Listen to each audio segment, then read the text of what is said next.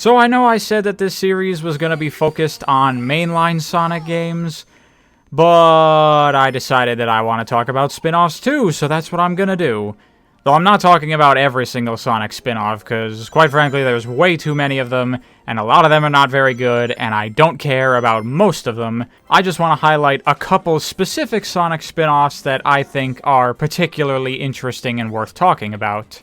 So that's what I'm gonna do. In this video, I'm gonna be talking about two Sonic spin-off games, first of which is this one here, Sonic R. The version of the game that I'm playing is the old PC version that was released way back in the day, but I'm using a mod loader to help it run on a modern PC and also fix the lighting because as PC components evolved over time, it started to lose functionality for older graphic settings that old PC games used, and that kinda broke the lighting. But thankfully you can fix that. As always, I'll have links in the description for all the stuff I recommend using. So, Sonic R. What it is a racing game, kind of mixed a little bit with a 3D platformer, sort of. And I'll say right off the bat, this is not a good racing game by any means whatsoever at all. Like, first of all, there's only 5 tracks, so there's like no content in this game. And there's 10 playable characters, I'm pretty sure, but they are completely imbalanced from each other. Most of the characters are, like, unplayable if you actually want to have any chance of winning the race. The game has many, many issues. To be clear, I am not saying that this is a good game by any means. But it is a game that I kinda have a bit of a fondness for, and I do actually like it despite its many, many flaws. Though actually, for this video, I decided to give the Sonic R Improvement mod a shot and see how that does, and I actually do think it is quite a nice improvement on the game. What it does is it improves the controls and helps the balance a little bit so that all the characters are viable and actually playable. And I gotta say, I'm actually pretty impressed with it. Overall, it definitely improves the game and makes it a lot better and more fun, so I'd recommend if you're gonna play Sonic R, definitely check out this improvement mod. I think you'll have a much better time with it.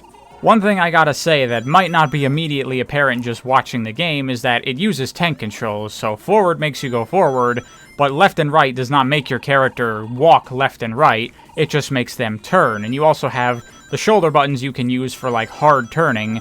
So in effect, the game, even though the characters aren't in cars, kinda ends up feeling like you're controlling vehicles anyway, because of those types of controls. The only difference, really, is that some characters can jump.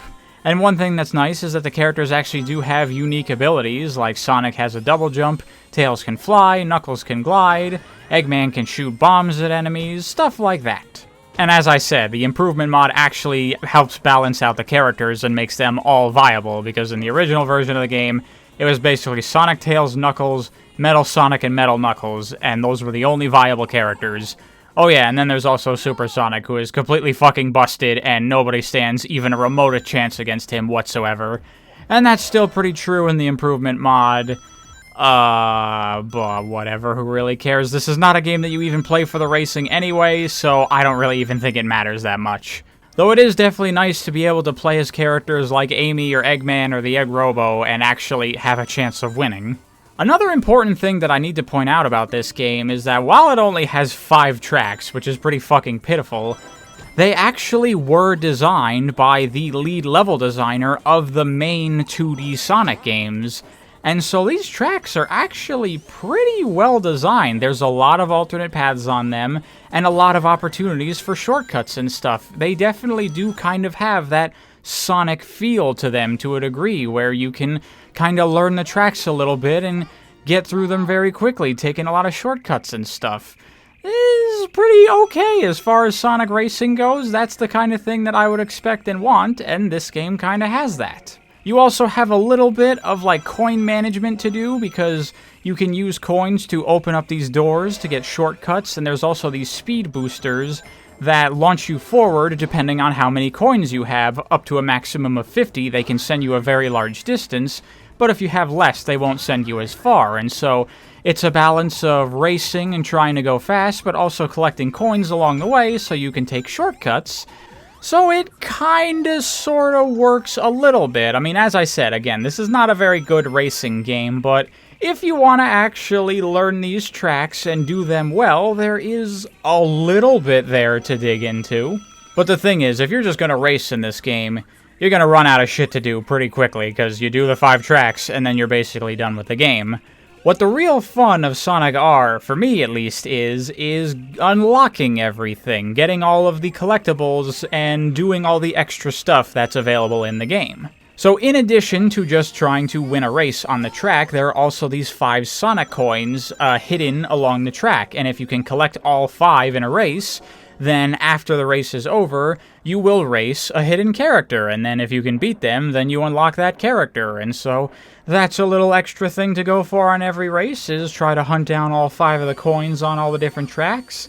And then in addition, on some of those expensive coin doors that you can open, on some tracks you will find Chaos Emeralds. And if you collect a Chaos Emerald and win the race with it, you can't lose if you collect the Chaos Emeralds, you have to win, you get to actually keep them, and if you get all 7 Chaos Emeralds, then you unlock Super Sonic. And quite frankly, that's it. That's all there is in terms of unlocking stuff in this game, just the 5 coins and the Chaos Emeralds, which is not a lot, but these little quests are kind of okay, especially if you're like me and you know this game like the back of your hand. Trying to do both at the same time, collecting all 5 coins and getting the Chaos Emeralds and winning the race, doing all 3 of those at once, is actually quite a fun little juggling act. Because just winning the race, that's easy, I can do that in my sleep, but winning the race while collecting all 5 coins, still doable, but you have to take a lot of slower paths, you have to go out of your way to get off the beaten path and kind of get back on track, and you'll end up falling behind, and you have to catch back up, but it's still relatively doable. Trying to collect all the Chaos Emeralds and win the race, same thing, but trying to do all of these things, collecting the coins and the Chaos Emeralds and winning, now you got a real challenge here, because now you need to collect enough coins to basically open every single one of these doors, and you have to take basically all of the paths on the track, which means taking much slower paths than many opportunities, and then you also have to win the race, so you have to make up for all of this lost time. And if you want to throw a little bit of extra challenge on there on top of it, this game actually does have difficulty modes that makes the AIs more competent and faster. So if you throw it on hard mode and then try to do all of this stuff in one go, you actually got a fair challenge ahead of you, and it's actually kind of fun to go for all of these things at once.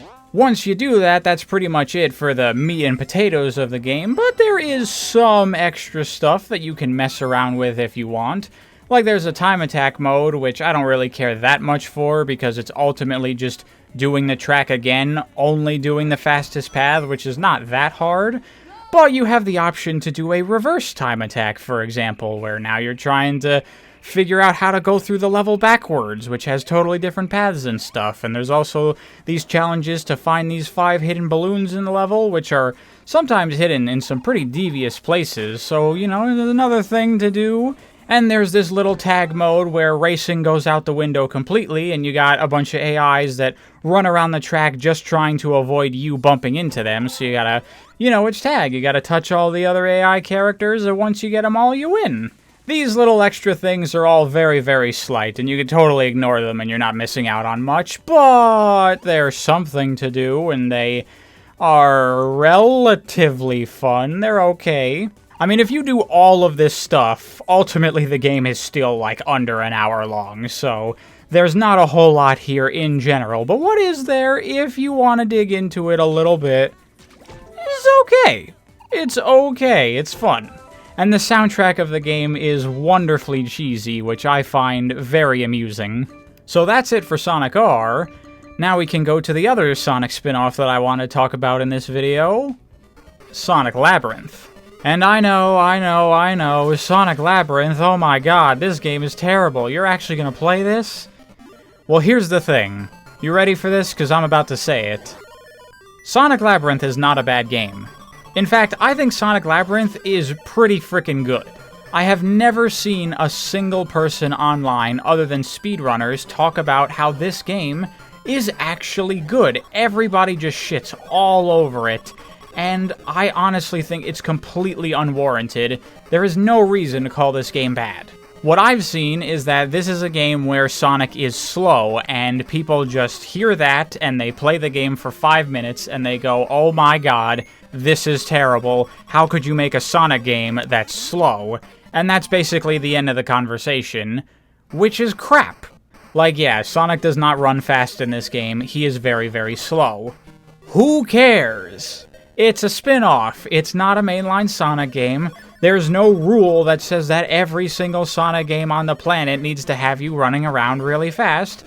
This is a completely different game that's doing its own thing, and it's basically just using Sonic as a branding thing, which, you know, whatever, it's maybe not the best use of the brand when the character's all about going fast to have him go slow, but quite frankly, that doesn't matter. All that matters is whether or not the game is fun.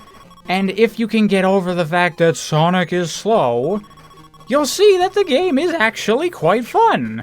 So as you can see, Sonic Labyrinth is isometric, just like Sonic 3D Blast is, and actually, the game overall is relatively similar to Sonic 3D Blast, because the objective of the game is to get to the end of the level, but like in Sonic 3D Blast, you can't just go to the end of the level.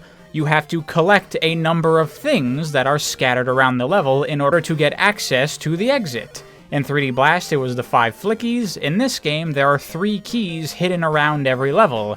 So you just gotta hunt for the 3 keys, and once you get them, you take them to the exit, and you complete the level. And you just rinse and repeat that until the game is over. The major gimmick with this game is 1, Sonic is slow, which I'll get to, and 2, you can't jump. The only thing that you can do in this game is spin dash, and it kinda does work like how it did in Sonic 3D Blast, where you hold the button and it charges over time. You can see those little arrows above Sonic telling you how much speed you're about to launch off with. Though unlike Sonic 3D Blast, spin dashing is the name of the game here. They really lean into that like pinball ricochet effect that you had in 3D Blast when you would spin into walls and you would bounce off of them.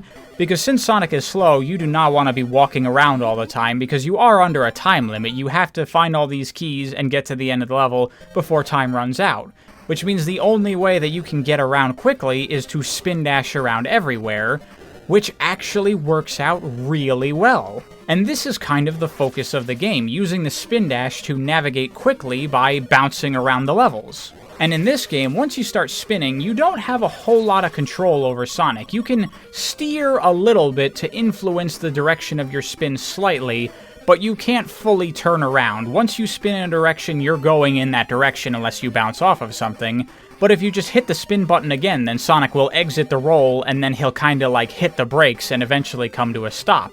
And so the game becomes very carefully spin dashing around, controlling how much speed you go with to avoid spinning right into pits and hazards and stuff, and exiting your spin dash just at the right time so you don't end up bouncing off walls and just going backwards, and then just spin dashing in another direction, navigating these labyrinth-like levels, trying to find these keys, and then make your way to the exit. And it's really fun! And really, once you get the hang of it, people's main criticism, quote-unquote, of this game completely goes away. I mean, does this look slow to you? Because I'm going through this level pretty friggin' fast, I would say. The game even follows typical Sonic structure to a degree. You got zones with their own unique quirks, and at the end of the zone you'll fight a boss, and all the bosses in this game suck, that's all I'm gonna say. And you play through every zone, and it's a good time. And the game is very, very short. It's like 40 minutes tops, so it doesn't overstay its welcome at all. And honestly, I don't even really have much negative to say about the game. The only problems I have with the game is, 1, the power-ups kind of make the background, like, go crazy, and there's a possibility this might even give some people seizures, so this is not okay. And the only other issue I have with the game, which is kind of substantial, is that once you get later into the game, you have these doors that you can go through to get to different areas of the level, but they don't always link back to each other. Like, you can go through a door and you'll end up in an area, but then if you go back through the same door you came out of, you won't go to the same area you came from. You'll get sent to a different area, and then you can go back through the door again, and you'll get sent to another different area, which I guess adds to the maze-like level design that they're kind of going for here. But I wouldn't particularly say it makes exploring these levels any more fun or interesting, it kind of just makes it more annoying because you can't properly explore because you're just getting teleported all over the place, and it makes it very hard to build the mental map of what the level actually looks like. But other than that one complaint, I think this game is very good overall and really does not deserve all the hate it gets. And seriously, Sonic Labyrinth, if you gave that game a shot and you didn't like it, I urge you to give that game another chance and really give it a fair chance this time. Really try to play the game and just take it for what it is, because of all the Sonic games out there, you always see some defenders saying, well, I liked that Sonic game no matter how bad or how obscure it is. But Sonic Labyrinth is one of the few Sonic games that I have never seen a single person actually defend this game. And that's messed up, man. This game is extremely underrated. And that is it for Sonic spin-offs, for this video at least. There's more that I want to talk about, but we'll get to them in due time. I'll see you next video.